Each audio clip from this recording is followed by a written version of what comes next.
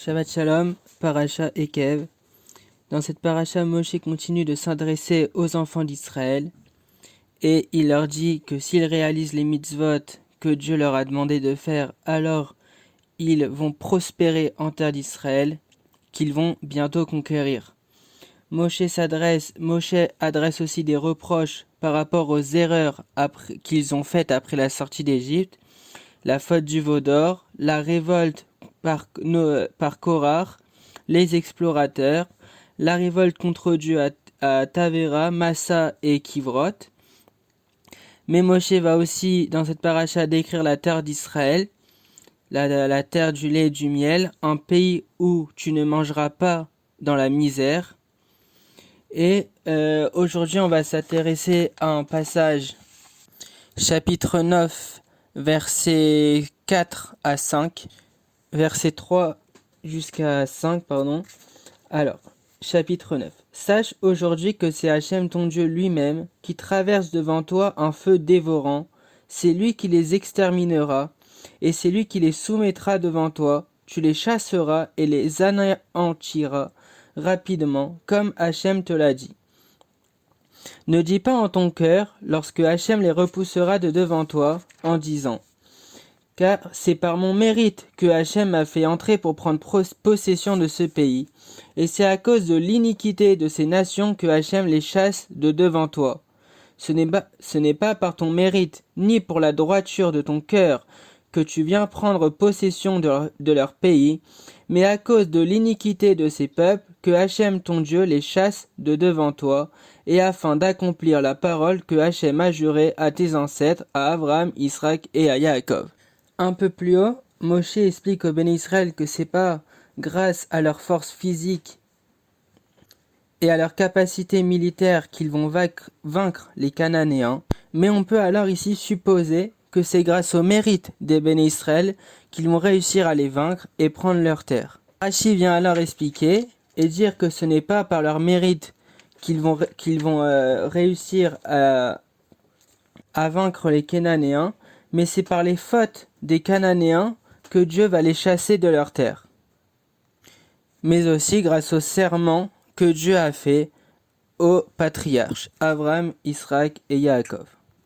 Lorsqu'on relit ce passage, donc c'est ce qu'on va faire, ne dis pas dans ton cœur, à cause de ma droiture, Hachem me fait hériter de ce pays, et à cause de la méchanceté de ces peuples, Hachem me donne leur héritage. Donc on dit premièrement que c'est grâce à ma droiture que Hachem va me faire hériter de la terre d'Israël.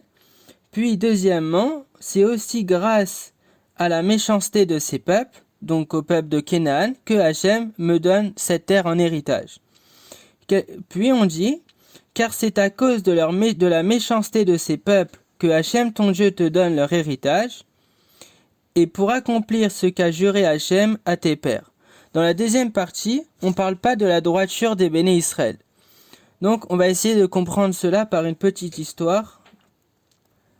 Lorsqu'on voit au marché une personne qui vend un objet à une autre personne, on va se demander qui est à l'origine de cette transaction. Est-ce que c'est le vendeur qui a la nécessité de vendre bon marché cet objet, tandis que l'acheteur veut simplement profiter de cette occasion, vu que le vendeur il a besoin d'argent donc il doit vendre cet objet? Ou bien, à l'inverse, c'est le client qui a absolument besoin de cet objet, si bien que le vendeur qui l'a appris va profiter de cette occasion pour lui vendre plus cher l'objet, vu qu'il a énormément besoin de cet objet.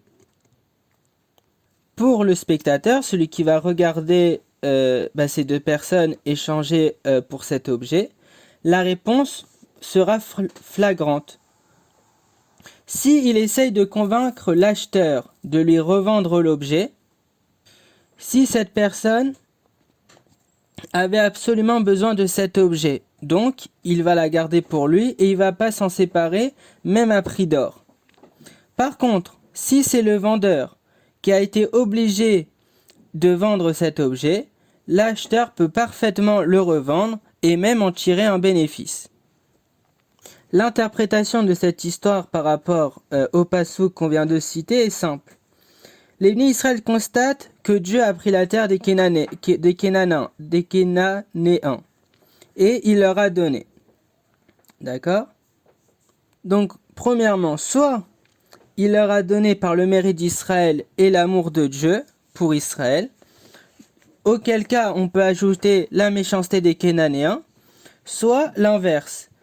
Les Bnei Israël ne méritent pas, mais il y a eu la méchanceté des Kénanéens qui a fait que Dieu les a fait déposséder de leur terre et les a alors donnés aux Bnei Israël. Comme on dit, lors du jugement, Dieu va élever l'un et va abaisser l'autre. Et la colère donc par laquelle il abaisse l'un élève l'autre automatiquement. Donc comme on voit ici entre les Kénanéens et les Bnei Israël. La différence entre ces deux cas est simple. C'est que dans le deuxième cas, si les Bnei Israël fautent, alors eux aussi, Dieu risque de leur reprendre leur terre comme il l'a fait aux Kénanéens. Tandis que s'il leur donne pour leur qualité, alors il va leur donner à jamais. Comme on dit dans Zévarim, quand on décrète la grandeur pour tel homme, c'est un décret qui s'applique à lui-même et à sa descendance jusqu'à la fin de toutes les générations. Donc quand on donne quelque chose pour les qualités d'un homme, on lui donne pour toutes ses générations, on ne pourra jamais lui reprendre. Par contre, si c'est à cause de la première cause, c'est-à-dire par la méchanceté, par les fautes des Kénanéens, et la justice qui s'exerce entre eux, c'est-à-dire vu qu'ils ont fauté, on leur enlève la terre d'Israël et donc on va la donner au Bnei Israël. Alors dans ce cas-là, on peut la reprendre au Bnei Israël en cas de faute. C'est ce que vient dire ici le verset. Ne dis pas dans ton cœur ce qui suit. À cause de ma droiture, Hachem m'a fait hériter de ce pays. Ne considère pas que la raison essentielle soit ta droiture, à laquelle vient seulement s'ajouter la méchanceté de ces peuples. Il n'en est pas ainsi, bien au contraire. Ici on apprend que quoi? Que c'est à cause de la méchanceté des Kénanéens et parce qu'il a juré au patriarche de donner la terre d'Israël aux enfants d'Israël, que Dieu a donné la terre d'Israël aux enfants d'Israël et non pas grâce à leur mérite. Shabbat Shalom, Chazak Ubaour.